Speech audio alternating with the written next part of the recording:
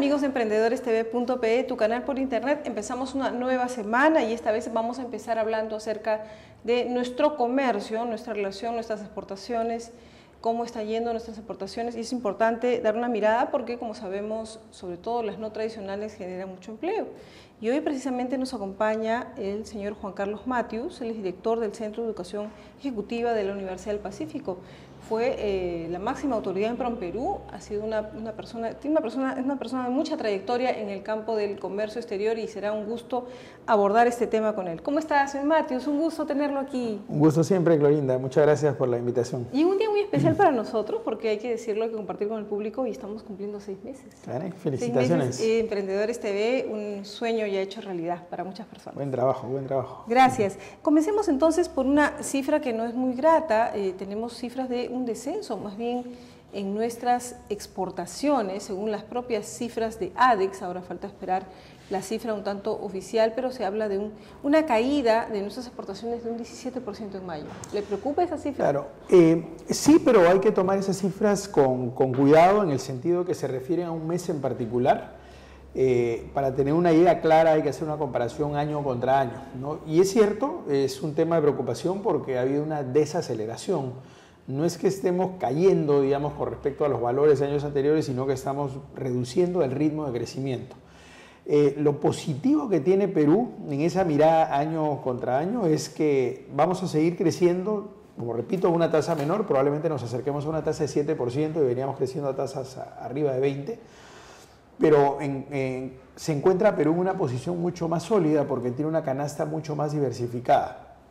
Casi un cuarto es el mercado norteamericano, otro cuarto el mercado europeo, otro cuarto el mercado latinoamericano. Y uno lo ve porque cuando se pronunció fuertemente la crisis en Estados Unidos y en Europa, los que han sido la salida comercial para Perú han sido el mercado asiático y el mercado latinoamericano. Entonces, el hecho de tener 14 tratados y tener 95% de las exportaciones con países con los que se tiene un acuerdo y 90% de las importaciones, nos da una posición mucho más sólida que otros países en la región. En otras palabras, para usted, ¿no son cifras que pudieran generarnos mucho sobresalto ni mucha preocupación? No, no es una alarma grave, obviamente. No es una alerta roja. Exacto, no es una alerta roja, obviamente hay que estar atentos. Luz ámbar. Luz ámbar, pero para estar atentos porque obviamente hay un efecto de la crisis, eso es indudable. La idea es que cuando yo hablo de diversificar mercados, para una empresa no significa que de la noche a la mañana lo que le vendía a Alemania se lo vendo a China continental.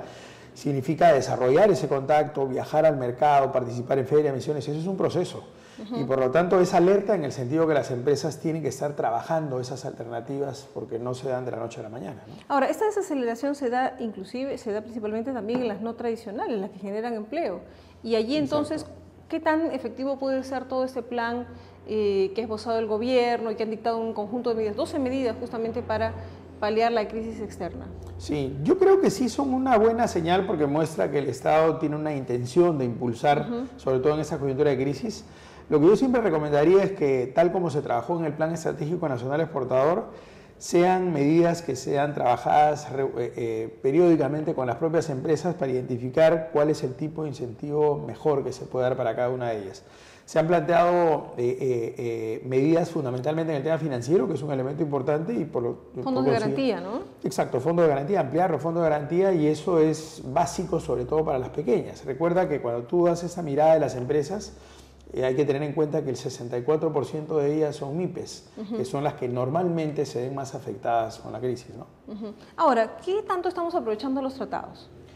Yo creo que sí, no en todos los casos se está aprovechando suficientemente, pero por ejemplo en el caso particular del mercado chino, que como sabes desde el año pasado se volvió el principal socio comercial de Perú, de Brasil y de Chile. Felizmente, ¿no? Felizmente, sí.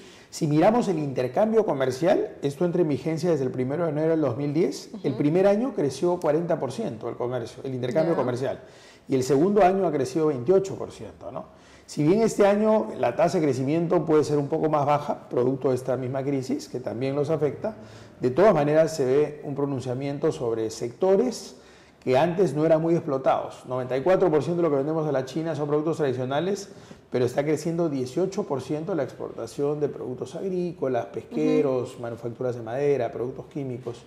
Y ahí es donde se ve un aprovechamiento de los tratados de libre comercio, porque han habido desgravaciones, en algunos casos inmediatas, en otros casos a 7 años o hasta 16 años, pero va progresivamente haciéndose más competitivo el producto peruano, ¿no? Ahora, muchos me dicen, pero no, el mercado chino, y le traslado esta pregunta, es para las grandes empresas, para las medianas empresas. ¿Hay oportunidades realmente para las pymes para venderle a los chinos y qué cosa?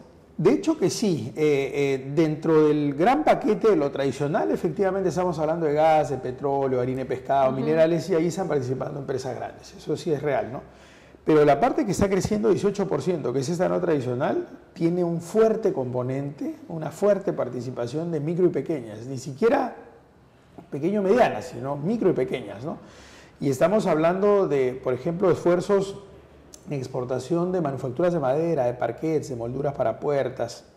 Estamos hablando de algunos productos químicos, de pota, de calamar, pero de algas. ¿estas empresas venden solas o tercerizan o son subcontratadas por otras? Ahí hay dos posibilidades, bueno, hasta tres, digamos. Sí hay esfuerzos de exportación directa, normalmente utilizando algún agente en el mercado destino. Hay esfuerzos colectivos donde lo que se está haciendo es una exportación vía consorcio.